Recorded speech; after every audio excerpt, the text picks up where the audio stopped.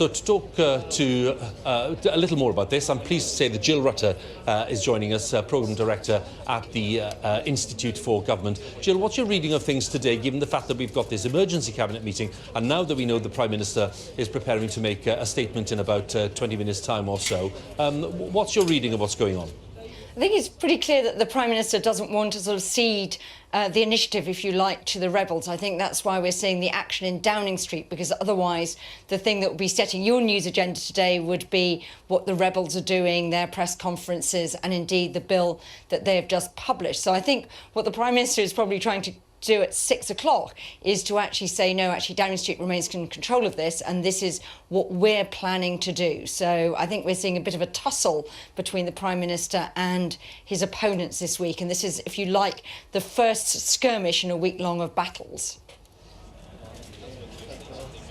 Jill, what is your thought on the way that this week is likely to play out, now that we've seen the bill, and Vicky was telling us about the broad contents of it in terms of the dates that have been inserted. What's your thought on the likelihood of that bill getting through the House of Commons? What's your reading of the numbers on that?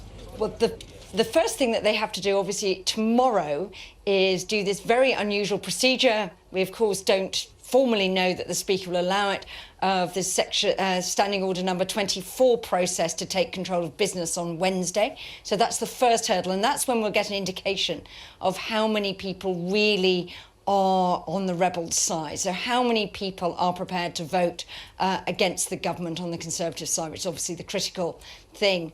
We then need to have all those stages of the bill pretty much on Wednesday, because they'll want to allow the maximum time for this to go to the Lords, where it's likely to face much bigger problems. They can programme the bill on Wednesday, so they can basically say we'll get to this stage by 5 o'clock, this stage by 7 o'clock, and get it all through all its stages on Wednesday in the Commons. Much harder in the Lords, where there could be lots and lots of amendments put down by pro-Brexit Lords, not huge numbers of them, but enough.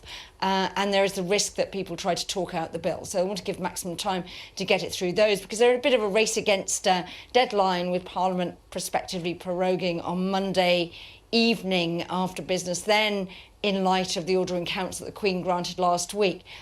Remember when they tried to do this last time, the Yvette Cooper-Oliver Letwin legislation only squeaked through at the last minute by one vote. There are quite a lot of Conservative MPs, I think David Gauke made that quite clear this morning on the radio, who would have actually preferred not to be doing this now, to see actually whether the Prime Minister's tactics did show any sign of working, but do that when Parliament reassembled. But in a sense, the decision last week to prorogue has forced people's hands, to force them to go early, so they're working possibly on not their preferred timetable.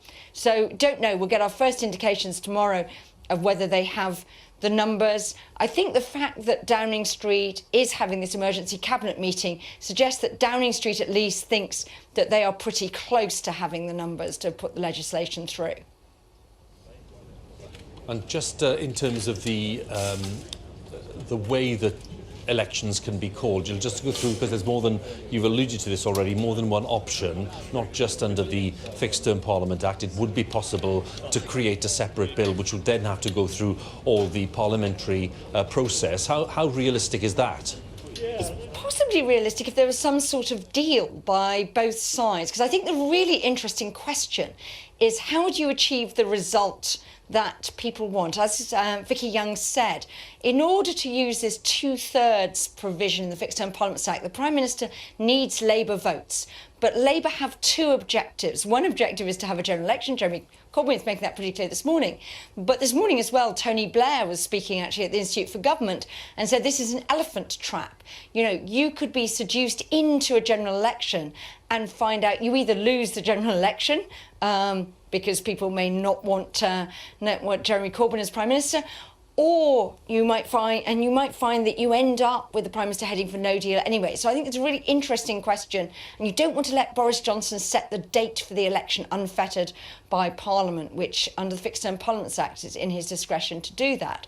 So I think it's really interesting question, would it be in both sides' interest to agree some very short bill that actually made provision both for a general election but also made some provisions to ensure that the UK did not exit during that general election campaign. Remember, there's been a lot of concerns that the Prime Minister would just let the UK slip out of the EU while that general election was taking place, something that would be, a lot of people would be arguing, be busting a lot of constitutional conventions all over the place, like the fact that we have a convention called Rutter, which means that a government should not be making major decisions during a general election campaign and should not really be shutting off options available to the opposition that they might want to use in case there's another government shortly afterwards. So that might mean that that's a preferred route, and it also could then change some of the timing. It could cut some of the timing a bit shorter than the 5 weeks provided for in the Fixed Term Parliaments Act.